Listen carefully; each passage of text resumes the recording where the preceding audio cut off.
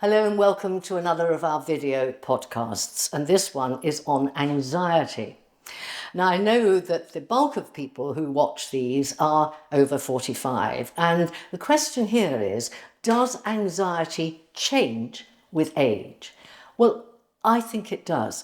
I'm considerably older, I think, than most of you watching this, and perhaps I've noticed it more, but it certainly seems to me that we worry more and we worry about other things. One of my theories about this is that perhaps when we're very busy with small children and a career and all of that, there's simply no time to worry. You have to shelve these worries and just get on. Many of us now have more time on our hands. Do we indulge ourselves in more worry? It's a question to put to yourself because I think we possibly do. I sometimes think that if I asked an expert, and I don't know, a neurologist or a neuroscientist, well, why do we worry more and obsess about things, and especially things that aren't that important? They would probably point to, I don't know, lesions in the brain or something, but I'm not sure it would really help us. I think we simply have to accept we're all embarked on an aging process through life, and this is part of the aging process for some reason, and we just need to manage it. I do know that often we obsess about truly trivial things. Now, I've got a very good friend. She's a mother of several children.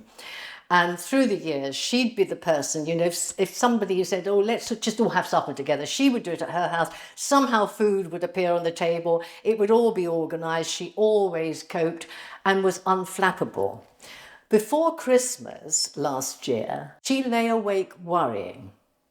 And do you know what she worried about? Do I have to make sage and onion stuffing as well as chestnut stuffing on Christmas Day? Now, the next morning she thought, what the hell was I thinking? I mean, does this matter? But it seemed to really, really, really matter at the time. Anyway, she dealt with this very well, I think, because the first thing she did the next day was she made both. And she froze them and she put them away. And she thought about her anxieties, and her take on it was, I used to do everything on the hoof, more or less. I used to just get everything. And I think this is my brain telling me I'm actually not up to that now. And I think I've got 4 weeks now until Christmas. I'm going to bake and make as much as I possibly can and freeze it. I'm going to shop as much as I can. I'm going to do as much as I can over the next few weeks so that it's not overwhelming on Christmas Day. And I think that's a very sane way of dealing with something that is a change in her, and it's the sort of change that's happening to us all. But she's turned it to good effect because she's found a solution, hasn't she? I certainly noticed, probably 10 years ago now, that whereas I'd been that sort of person that wrote 30 things to do on a day, to do, and I would cross them all off, that became far, far, far too much. And now I would say I would probably only entertain the thought of having 4 main components in the day. I mean, it's not everything like, eat supper, that's a given, but just about 4 main things to do, not to trouble the brain with more than that, because I think we do tend to become more anxious and overwhelmed.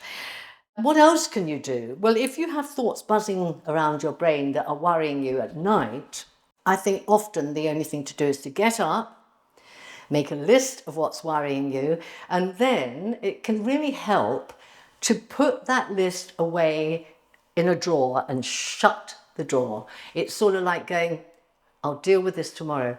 Half the time you don't even need to deal with it, but it maybe it kind of deludes the brain into thinking, well, this is in progress now, and I think that can really, really help you. And then before you go back to bed, do something very gentle, have a little milky drink, do a bit of a jigsaw or something like that, so that those troubling thoughts are not going to reappear.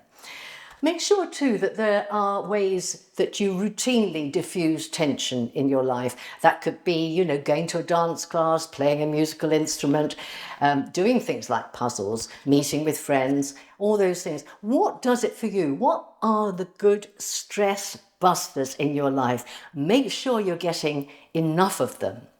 Remember too that research shows that only 8% of what we worry about is really worth worrying about. 8%. I find that quite extraordinary in a way, but I believe it to be true. And I think if you look back, say, what was I worrying about 7 days ago? Half the time you can't remember, so it couldn't have been that important. Or you do remember and you think, oh, that didn't happen. So keep it in perspective in that way, and that will help you too. There's a lot online now about de-stressing yourself and developing calmness.